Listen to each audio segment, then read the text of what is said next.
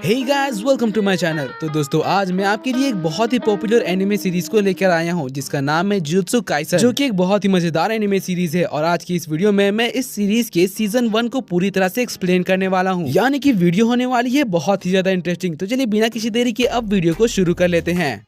तो कहानी की शुरुआत यूजी इतादोरी नाम के एक लड़के को दिखाते हुए होती है, जो कि सुगिसावा हाई स्कूल में पढ़ता था और साथ ही वो वहाँ के एकल्ट क्लब का मेंबर था, जो कि भूत प्रेत के बारे में रिसर्च किया करते थे। यूजी इतादोरी का physical strength normal human being से काफी ज्यादा था, लेकिन इसके बावजूद यूजी किसी स्पोर्ट्स में ना होकर सिर्फ अपने दोस्तों के साथ मस्ती किया करता था। मगर ये सब तब बदल जाता है जब यूजी के ग्रैंडफादर मरने से पहले उससे कहते हैं कि तुम्हारे पास जो ताकत है उसको तुम्हें दूसरों की मदद करने के लिए इस्तेमाल करना चाहिए। इसके बाद जब यूजी वापस जाने ही वाला था, तभी उसको मेगुमी फुशिकोरो नाम का एक लड़का आकर रोक लेता है, और वो जुजुत्सु हाई का फर्स्ट ईयर स्टूडेंट था, जो कि कुछ दिनों से यूजी के स्कूल के आसपास एक कर्स ऑब्जेक्ट को ढूंढ रहा था। जब यूजी उस कर्स ऑब्जेक्ट की फोटो देखता है तो वो मेगुमी को बताता है कि ये तो हमें कुछ दिन पहले ही स्कूल के पास में मिला था, और आज रात उसके दोस्त स्कूल में उस कर्स ऑब्जेक्ट के सील को खोलकर देखने वाले हैं कि आखिर उसके अंदर है क्या चीज। अब ये सुनते ही मेगुमी बहुत ज्यादा परेशान हो जाता है। वो कहता है कि उस कर्स का जो सील है वही तो काफी सारे खतरनाक कर्सेस को स्कूल से दूर रख रहा है, इसलिए अगर वो सील हट गया तो काफी ज्यादा प्रॉब्लम हो जाएगी। और ये कहते ही मेगुमी जल्दी से स्कूल की तरफ भागना शुरू कर देता है, और उसके साथ यूजी भी जा रहा था। वहीं दूसरी तरफ इधर स्कूल में उसके दोस्त अब तक तो उस कर्स ऑब्जेक्ट की सील को खोल चुके थे, और उन्हें उसके अंदर में से एक कटी हुई उंगली मिलती है, जिसको देखकर वो दोनों काफी ज्यादा घबरा जाते हैं। अब सील के हटते ही वहाँ पर कई सारे खतरनाक डीमन कर्सेस आना शुरू हो जाते हैं। मेगुमी जैसे ही स्कूल पहुँचता है वो देखता है कि एक डीमन कर्स दो स्टूडेंट को निगल रहा है। तभी वहाँ पर यूजी इतादोरी आ जाता है, जिसको मेगुमी ने स्कूल के बाहर ही रुकने के लिए कहा था, जिसके बावजूद यूजी यहाँ पर आकर अपने दोस्तों को बचा लेता है। जिसके बाद फिर मेगुमी अपने शिनिगामी डॉग्स का इस्तेमाल करके उस डीमन कर्स को खत्म कर देता है। जिसके बाद फिर यूजी अपने दोस्त के पास से उस कर्स्ड फिंगर को लेकर मेगुमी को देने ही वाला था, लेकिन तभी वहाँ पर ऊपर से एक बहुत ही खतरनाक कर्स डीमन आ जाता है। इसीलिए मेगुमी जल्दी से इतादोरी को साइड में हटाकर उस डीमन से फाइट करना शुरू कर देता है, लेकिन इससे कुछ भी फायदा नहीं होता है, क्योंकि वो डीमन काफी ज्यादा पावरफुल था। मेगुमी की मदद करने के लिए यूजी भी उस डीमन पर अटैक करना शुरू कर देता है, लेकिन इसका कोई भी फायदा नहीं होने वाला था, क्योंकि ये कर्स डीमन को सिर्फ कर्स एनर्जी से ही खत्म किया जा सकता है। जब मेगुमी यूजी को बताता है कि वो डीमन यहाँ पर उस कर्स फिंगर को लेने के लिए आया है ताकि वो उसको खाकर और भी ज्यादा कर्स एनर्जी लेकर बहुत ज्यादा पावरफुल बन सके, तो फिर यूजी को एक आइडिया आता है और फिर वो खुद ही उस कर्स फिंगर को खा लेता है, और इससे यूजी को कर्स की पावर तो मिल जाती है, मगर साथ ही वो फिंगर जिस डीमन का था वो डीमन यूजी के अंदर रीइंकारनेट हो जाता है, और फिर वो चुटकियों में वहाँ पर जो डीमन आया था उसको बड़े ही आसानी से खत्म कर देता है। और फिर वो डीमन जिसका नाम रियूमन सुकुना था, जो कि यूजी के बॉडी में रीइंकारनेट हुआ था, वो दोबारा इस ह्यूमन वर्ल्ड में आने की वजह से काफी ज्यादा खुश था। वहीं दूसरी तरफ मेगुमी की हालत खराब हो रही थी, क्योंकि उसे अब समझ नहीं आ रहा था कि आखिर उसे क्या करना चाहिए। लेकिन तभी यूजी अपनी बॉडी पर दोबारा से कंट्रोल पा लेता है और उस डीमन सुकुना को अपने बॉडी के अंदर ही सप्रेस कर लेता है। मगर क्योंकि मेगुमी ने उसके अंदर उस डीमन को देख लिया था, इसलिए अब वो उसे खत्म करने वाला था। लेकिन तभी वहाँ पर मेगुमी का टीचर आ जाता है, जिसका नाम था सातोरू गोजो। और दोस्तों, मैं आपको बता दूं कि सातोरू गोजो यहाँ पर सबसे ज्यादा पावरफुल है। यहाँ पर जब गोजो को पता चलता है कि यूजी नाम के इस लड़के ने एक स्पेशल ग्रेड वाले कर्स ऑब्जेक्ट को खा लिया है और अब तक जिंदा है, तो ये देखकर वो बहुत ज्यादा हैरान हो जाता है। जिसके बाद फिर यूजी को गोजो के सामने ये दिखाना पड़ता है कि वो उसके बॉडी के अंदर रीइंकारनेट हुए डीमन के साथ अपनी बॉडी को मन मुताबिक स्विच कर सकता है। लेकिन इसके बावजूद भी सातोरू गोजो यूजी को ले जाकर एक जेल में डाल देता है, जो कि स्पेशली कर्स डीमन को रखने के लिए यूज किया जाता है। मगर यहाँ पर लाने से पहले मेगुमी ने अपने टीचर से रिक्वेस्ट किया था कि प्लीज कोई ऐसा रास्ता ढूंढो जिससे कि यूजी जिंदा रह सके। अब इधर यूजी इतादोरी के जागते ही गोजो उसे बताने लगता है कि आज जो तुमने फिंगर खाया था वो कोई मामूली फिंगर फ्राइज नहीं था, असल में वो 1000 साल पहले एक बहुत ही खतरनाक डीमन का फिंगर है, और ऐसे टोटल 20 फिंगर्स है, और अभी जुजुत्सु सॉर्सरर्स के पास टोटल उनमें से 6 फिंगर हैं। और गोजो से ये भी बताता है कि इन फिंगर्स को डिस्ट्रॉय नहीं किया जा सकता है। अब क्योंकि यूजी उनमें से एक फिंगर को खाने के बाद भी जिंदा है, इसलिए गोजो उसे यहाँ पर 2 चॉइस देता है। उसका पहला ऑप्शन ये था कि वो अभी तुरंत मर जाए, और दूसरा ऑप्शन ये था कि वो उन 20 फिंगर्स को खाने के बाद मरे, ताकि इससे उसके अंदर रीइंकारनेट हुए डीमन को भी पूरी तरह से खत्म किया जा सके। वैसे देखा जाए तो ये दोनों ऑप्शन ही यूजी के लिए जानलेवा है। अब इस पर थोड़ा सोचने के बाद यूजी उस दूसरे वाले ऑप्शन पर एग्री कर लेता है कि वो सारे फिंगर्स को खाने के बाद उस डीमन को मारने में उनकी मदद करेगा। तो फिर गोजो उसे सुकुना का दूसरा फिंगर खाने के लिए देता है और इस बार भी यूजी ने उसके अंदर के डीमन को आसानी से काबू में कर लिया था। जिसके बाद हम वहाँ पर मेगुमी फुशिगुरो को देखते हैं जो कि बैंडेज से लिपटा हुआ वहाँ पर आता है क्योंकि पिछले रात के फाइट में वो काफी ज्यादा घायल हो गया था। फिर वहाँ से वो तीनों टोक्यो के जुजुत्सु हाई स्कूल में जाते हैं जहाँ पर अब यूजी इतादोरी का एडमिशन होने वाला है। इस स्कूल में स्पेशली कर्स एनर्जी को इस्तेमाल करना और कर्स डीमन को खत्म करने के बारे में सिखाया जाता है। यहाँ पर आने के बाद गोजो यूजी को ह्यूमन सुकुना के बारे में बताता है जो कि पहले एक ह्यूमन था मगर बहुत ज्यादा इविल कर्स एनर्जी लेने की वजह से उसके चार हाथ आ गए थे और वो बहुत ही ज्यादा पावरफुल हो गया था। यहाँ तक कि पूरी दुनिया के सबसे पावरफुल सोर्सरर्स भी मिलकर उसे जान से नहीं मार पाए। जिसके बाद यूजी को प्रिंसिपल मासामिची यागा के पास एंट्रेंस एग्जाम देने के लिए ले जाया जाता है जहाँ वो पास कर जाता है। जिसके बाद गोजो यूजी को उसका नया कमरा दिखाता है और फिर वो गोजो और मेगुमी को लेकर एक नए स्टूडेंट को पिकअप करने के लिए जाता है जहाँ वो नोबारा कुगिसाकी से मिलते हैं। नोबारा अपने नए पार्टनर से मिलकर कुछ ज्यादा एक्साइटेड नहीं थी लेकिन फिर यूजी से बात करने के बाद उसे पता चलता है कि वो भी उसकी तरह ही है। जिसके बाद वो लोग एक सुनसान बिल्डिंग के पास जाते हैं जहाँ पर कर्स डीमन का साया था। दरअसल गोजो यहाँ पर उन दो नए स्टूडेंट्स को टेस्ट करने के लिए लेकर आया था। बिल्डिंग के अंदर जाने के बाद दोनों अलग अलग हो जाते हैं। यूजी नीचे डीमन से लड़ने लगता है और नोबारा ऊपर जाकर बच्चे को बचाने की कोशिश करती है। यहाँ पर यूजी भी उसकी मदद करने के लिए आ जाता है लेकिन नोबारा यहाँ पर अपने स्पेशल कर्स वाले टेक्निक का इस्तेमाल करके उस डीमन को खत्म कर देती है। इसके बाद उन तीनों को एक दूसरे मिशन पर भेजा जाता है जहाँ पर एक स्पेशल ग्रेड कर्स ऑब्जेक्ट के होने के चांसेस थे। इस मिशन में उन्हें बिल्डिंग के अंदर जाकर फंसे लोगों को बचाना था लेकिन अंदर जाते ही वो देखते हैं कि जिन लोगों को उन्हें बचाना था उन लोगों की लाशें बहुत ही बुरी हालत में वहाँ पर पड़ी हुई थी। अब यहाँ पर मेगुमी और यूजी के बीच में बहस हो जाती है। यूजी का कहना था कि इन बॉडीज को हमें उनके फैमिलीज तक पहुँचा देना चाहिए जबकि मेगुमी इस हालत में उन बॉडीज को उनके फैमिलीज तक पहुँचाने से इनकार कर रहा था। उन दोनों के बीच इस बात पर बहसबाजी चली रही थी कि तभी नोबारा जमीन के अंदर समा जाती है और वहाँ से गायब हो जाती है। जिसके बाद वहाँ पर उन दोनों के पास एक स्पेशल कर्स डीमन आता है। यहाँ पर यूजी जब उस डीमन के ऊपर हमला करने की कोशिश करता है तो वो डीमन तुरंत उसका हाथ काट देता है। तो फिर यूजी यहाँ पर एक प्लान बनाता है और फिर मेगुमी से कहता है कि वो नोबारा को लेकर जल्दी से जल्दी इस बिल्डिंग से बाहर निकल जाए। तो मेगुमी बिल्कुल ऐसा ही करता है क्योंकि वो भी समझ गया था कि उस स्पेशल ग्रेड वाले कर्स डीमन से बिना किसी प्लान के लड़ना बेवकूफी होगी। मगर इधर यूजी उस कर्स डीमन से लड़ाई कर ही रहा था और इस दौरान वो समझ गया था कि मरने से पहले का फीलिंग कैसा होता है। लेकिन फिर जैसे ही उसे सिग्नल मिलता है कि उसके दोस्त उस बिल्डिंग से निकल चुके हैं वो तुरंत सुकुना के साथ अपनी बॉडी स्विच कर लेता है और फिर सुकुना उस स्पेशल ग्रेड कर्स डीमन को चुटकियों में हरा देता है और उसकी बॉडी को टुकड़े टुकड़ों में काट कर उसके अंदर में से अपना फिंगर निकाल लेता है। अब यहाँ पर सुकुना बहुत ज्यादा खुश हो जाता है जब उसे ये पता चलता है कि अब यूजी उसके बॉडी को कंट्रोल नहीं कर पा रहा है। जिसके बाद वो मेगुमी को ढूंढते हुए बाहर आता है और फिर उसके सामने यूजी का दिल बाहर निकाल देता है। ऐसा करने से अगर अब यूजी उसके बॉडी पर दोबारा से कंट्रोल पाने की कोशिश करेगा तो फिर यूजी जान से मारा जाएगा और फिर वो उस फिंगर को भी खा लेता है जो उसे अंदर से मिला था। जिसके बाद शुरू होती है मेगुमी और सुकुना की फाइट। इस फाइट के दौरान मेगुमी अपनी बातों से यूजी को हिम्मत देते जा रहा था जिस वजह से यूजी अब अपने बॉडी पर दोबारा कंट्रोल करने में कामयाब हो जाता है और क्योंकि उसका हार्ट अब उसके बॉडी में नहीं था इसलिए वो अपनी बॉडी पर कंट्रोल करने के तुरंत बाद ही वहाँ पर मर जाता है। जिसके बाद उसकी बॉडी को पोस्टमार्टम के लिए ले जाया जाता है ताकि उसके बॉडी के अंदर में से सुकुना के फिंगर्स को निकाला जा सके। यहाँ पर जुजुत्सु हाई का सीनियर मैनेजर क्योताका इजिची गोजो को वहाँ की सारी सिचुएशन के बारे में बताता है। ये वही है जो उन तीनों को मिशन पर लेकर गया था। अब गोजो समझ जाता है कि जुजुत्सु हाई के एल्डर्स ने उन्हें इतना मुश्किल मिशन इसलिए दिया था ताकि वो सुकुना के वेसल को खत्म कर सके। जिसके बाद हम देखते हैं कि जुजुत्सु हाई की डॉक्टर शोको इएरी वहाँ पर यूजी को डायसेक्ट करने के लिए आती है लेकिन इससे पहले कि वो अपना काम शुरू कर दी यूजी अचानक से जाग जाता है और ऐसा इसलिए हो पाया था क्योंकि सुकुना ने यूजी के हार्ट को हील कर दिया था। लेकिन इसके लिए यूजी को सुकुना का एक कंडीशन मानना पड़ा था और वो कंडीशन ये था कि 1 मिनट के लिए यूजी को अपना बॉडी का पूरा कंट्रोल सुकुना को देना पड़ेगा और ऐसा वो जब चाहे तब कर सकता है लेकिन सिर्फ एक बार। अब इधर यूजी के दोबारा जिंदा होने की बात को गोजो सीक्रेट ही रखने के बारे में सोचता है ताकि जुजुत्सु हाई के एल्डर्स दोबारा से यूजी को मारने की कोशिश ना करे और इस दौरान वो यूजी को अपने से ट्रेनिंग दे सके। वहीं दूसरी तरफ हमें नोबारा और मेगुमी को दिखाया जाता है जो कि यूजी के मौत से काफी उदास थे। तभी उनके पास सेकेंड ईयर के 3 स्टूडेंट आते हैं। माकी जेनिन जो कि एक कर्स्ड टूल यूजर थी, दूसरा था कर्स्ड स्पीच यूजर तोगे इनुमाकी जो बात करने में सिर्फ राइस बॉल फीलिंग्स का नाम यूज करता था और तीसरा था पैंडा।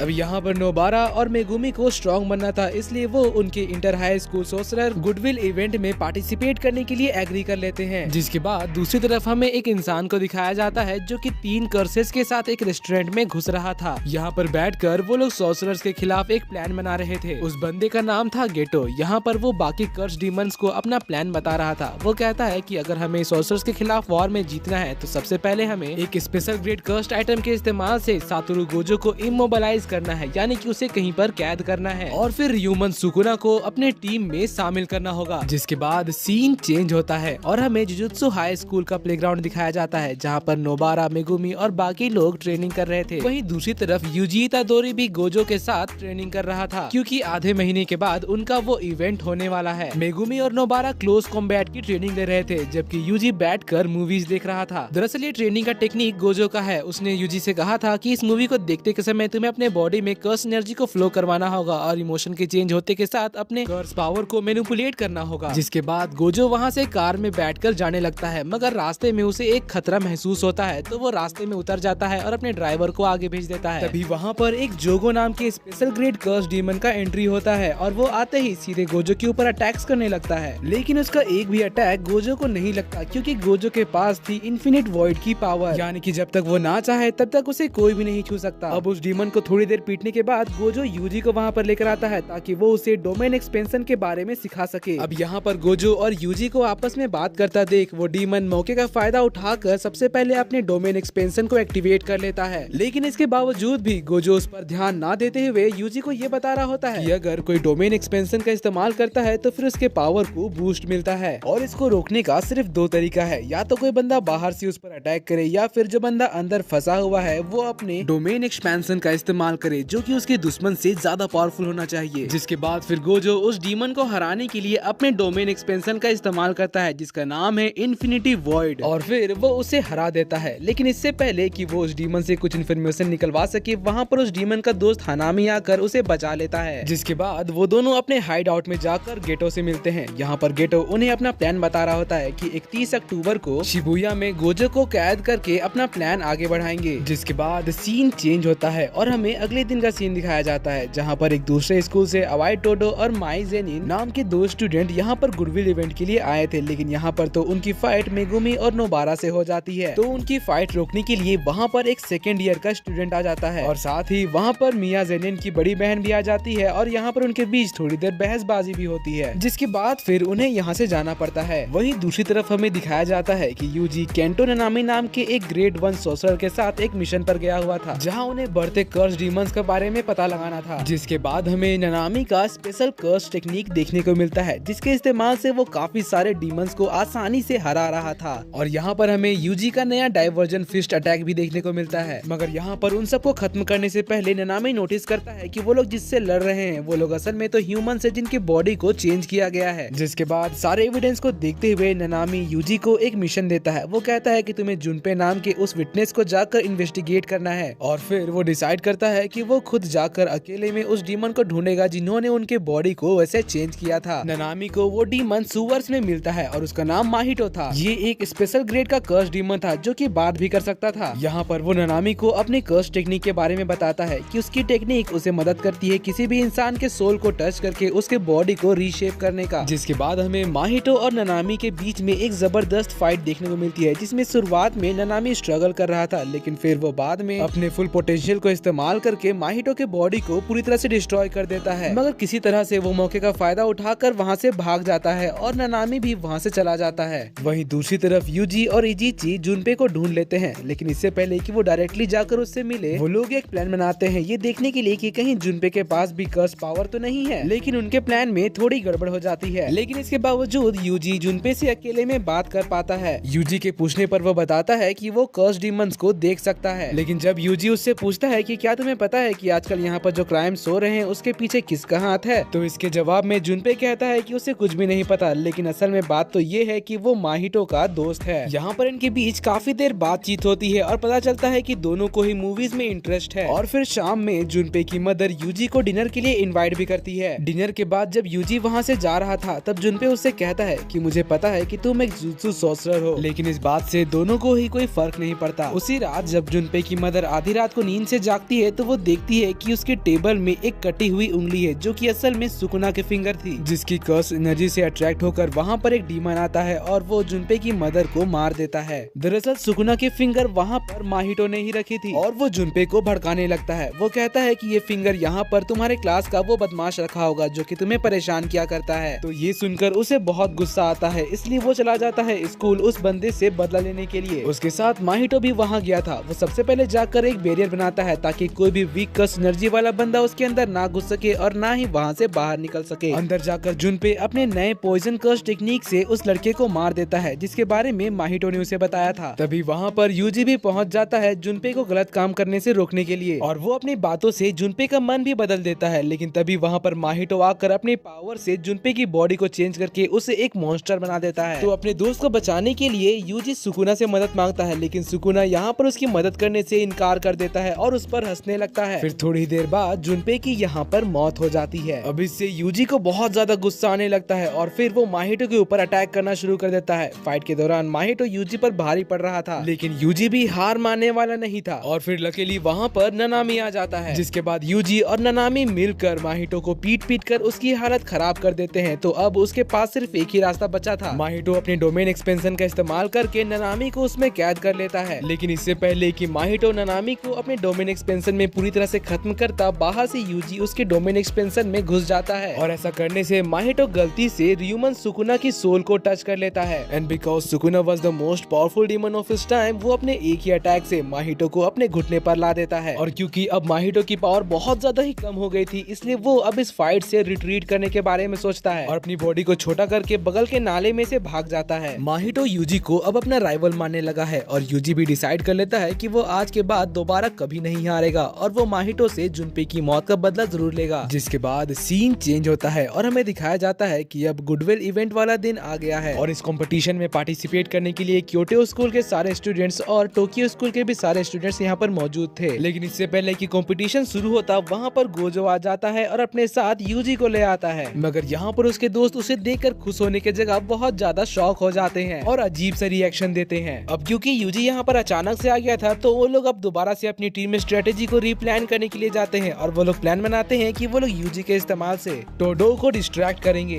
वहीं दूसरी तरफ क्योटो स्कूल के प्रिंसिपल अपने स्टूडेंट से कहते हैं कि मैच के दौरान तुम लोग रियूमन सुकुना के वेसल यानी कि यूजी इतादोरी को खत्म कर देना, लेकिन इस बात से टोडो एग्री नहीं करता है और इधर गोजो ओतोहिमे योरी नाम की क्योटो की एक टीचर से बात कर रहा होता है। वो कहता है कि मेरे ख्याल से तुम्हारे स्कूल में कोई जासूस है, जिसके बाद फिर कंपटीशन स्टार्ट हो जाता है। शुरुआत में ही प्लान के हिसाब से यूजी जाकर टोडो से भिड़ जाता है और बाकी लोग अलग अलग हो जाते हैं। अब इधर फाइट के दौरान टोडो यूजी की ताकत और उसकी लड़कियों में पसंद को देखकर बहुत ज्यादा इम्प्रेस हो जाता है और फिर वो अपने ख्यालों में खो जाता है और यूजी को अपना बेस्ट फ्रेंड मानने लगता है और उससे कहता है कि you are my best friendo. इसलिए अब वो यूजी को प्रोटेक्ट करने लगता है अपने बाकी के साथियों से, क्योंकि उनके साथियों को तो उस प्रिंसिपल ने कहा था कि यूजी को जान से मार दो। अब क्योंकि टोडो काफी ज्यादा स्ट्रॉन्ग था, इसलिए उसके साथ ही उसके साथ भिड़ना नहीं चाहते थे और इसलिए अब वो अपना प्लान चेंज कर लेते हैं और कंपटीशन में ध्यान देने लगते हैं। वैसे इस कंपटीशन में उन लोगों को ज्यादा से ज्यादा डीमंस को मारना था और अपने ओपोनेंट्स को हराना था। अब इधर टोडो यूजी को उसके डाइवर्जन फिस्ट अटैक को अच्छी तरह से इस्तेमाल करना सिखाता है ताकि इसकी मदद से वो ज्यादा से ज्यादा डैमेज कर सके। वहीं दूसरी तरफ दोनों ही स्कूल के स्टूडेंट्स एक दूसरे से मुकाबला कर रहे थे। फाइट में बेंडा मेकोमारू को हरा देता है और माँ की सामुराई स्वॉर्ड्समैन कासुमी को हरा देती है और नोबारा अपने स्पेशल कर्स टेक्निक का इस्तेमाल करके मोमो निशिमिया को बड़ी ही आसानी से हरा देती है। लेकिन इससे पहले कि नोबारा उस पर अपना फिनिशिंग ब्लो देती, उस पर पीछे से माया निशिमिया का रबर ब्लेड आकर लगता है। तभी वहाँ पर उसकी बड़ी बहन माँ की आ जाती है और फिर उन दोनों के बीच एक जबरदस्त फाइट होती है। अब क्योंकि माँ की फिजिकली काफी ज्यादा स्ट्रॉन्ग थी, इसलिए वो माँ के ऊपर भारी पड़ रही थी। दरअसल माँ अपनी बड़ी बहन माकी से नफरत करती है क्योंकि वो बचपन में ही उसे छोड़कर सोसर बनने के लिए घर से चली गई थी। वहीं दूसरी तरफ हमें मेगुमी और नोरितोशी कामो के बीच की फाइट दिखाई जाती है, जो कि एक 3rd ईयर का स्टूडेंट था और उसके पास ब्लड मैनिपुलेशन की कर्स टेक्निक थी और उसकी फैमिली जुजुत्सु सॉर्सरर्स के टॉप 3 में से बिलोंग करती थी। अब क्योंकि ये फाइट बहुत ज्यादा इंटेंस हो रही थी, इसलिए मेगुमी भी अपने स्पेशल पावर का इस्तेमाल करता है और वो एक कर्स एलिफेंट को समन करता है। लेकिन उनकी फाइट में इंटरप्ट करने के लिए एक स्पेशल ग्रेड का कर्स डीमन आ जाता है जिसका नाम हानामी था। अब उसको रोकने के लिए इनुमाकी अपने कर्स स्पीच टेक्निक का इस्तेमाल करता है, लेकिन इसके बावजूद भी वो उसे हराने के साथ साथ बाकी के स्टूडेंट्स पर भी अटैक करने चला जाता है। लेकिन तभी वहाँ पर टोडो और यूजी इतादोरी की एंट्री होती है और जो लोग यहाँ पर फाइट के दौरान घायल हुए थे उन सबको पांडा सेफ्टी में ले जाता है। अब उन सबके जाने के बाद यूजी अपने नए ब्लैक फिस्ट का इस्तेमाल करता जाता है जो कि उसे टोडो ने अभी सिखाया था, और इससे वो हानामी पे अच्छा खासा डैमेज कर रहा था। और जैसे ही टोडो फाइट में शामिल होता है उन लोगों का तो पासा ही पलट गया था।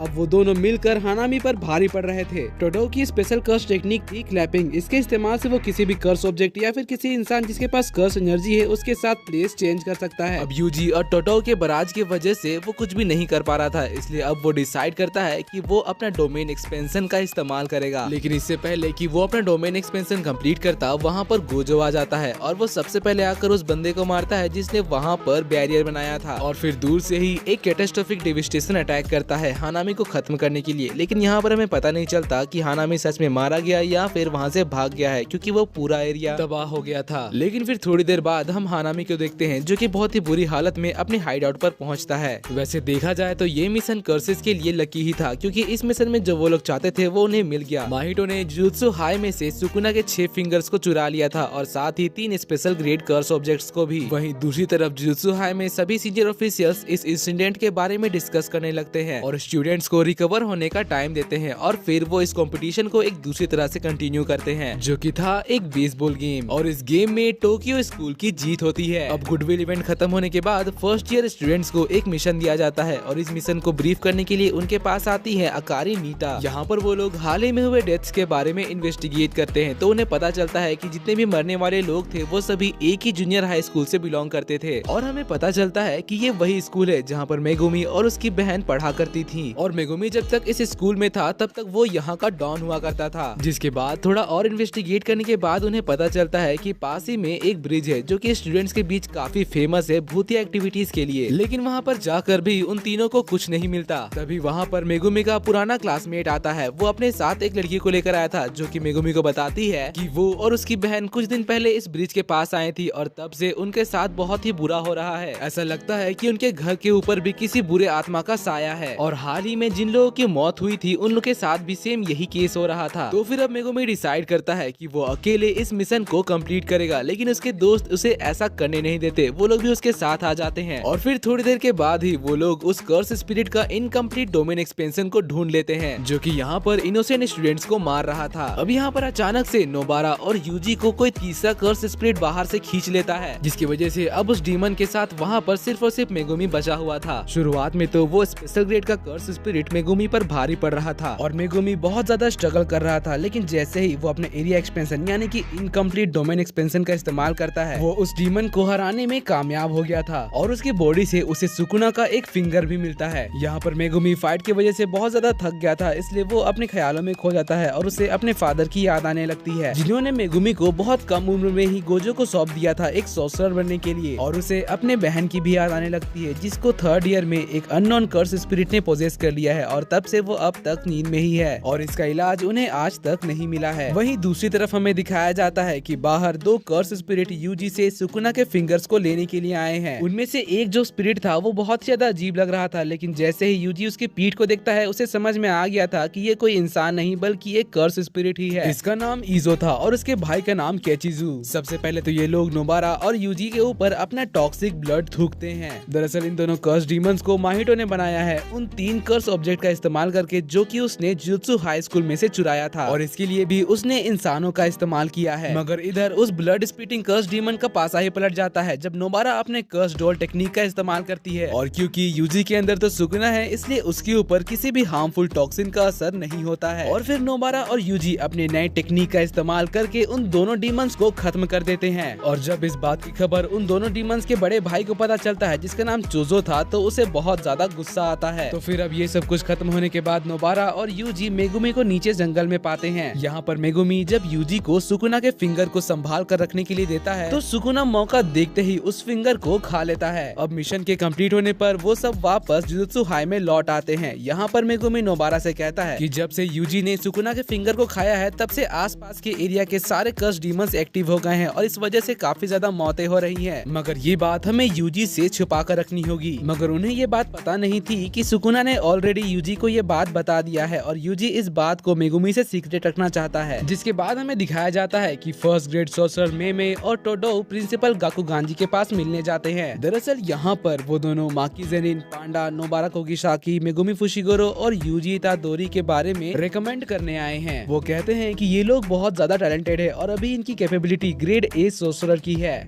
और दोस्तों इसी के साथ जुजुत्सु काइसन के सीजन 1 का रिकैप यहीं पर खत्म होता है। दोस्तों जुजुत्सु काइसन का नया मूवी आया था, तो अगर आप चाहते हो कि मैं उसके मूवी को भी एक्सप्लेन करूँ तो नीचे मुझे कमेंट्स में जरूर बताइएगा, या फिर आप किसी दूसरे एनिमे का एक्सप्लेनेशन चाहते हो तो वो भी आप नीचे कमेंट्स में मुझे बता सकते हो। और अगर आपको मेरी एक्सप्लेनेशन और ये वीडियो पसंद आया तो प्लीज वीडियो को लाइक कर दीजिएगा और जाने से पहले चैनल को सब्सक्राइब करके बेल नोटिफिकेशन भी ऑन कर लीजिएगा, क्योंकि हमारे चैनल पर ऐसे ही इंटरेस्टिंग वीडियोस आते रहती हैं। तो मिलते हैं आपसे अगली वीडियो में, तब तक के लिए bye bye, be happy, be safe and thanks for watching.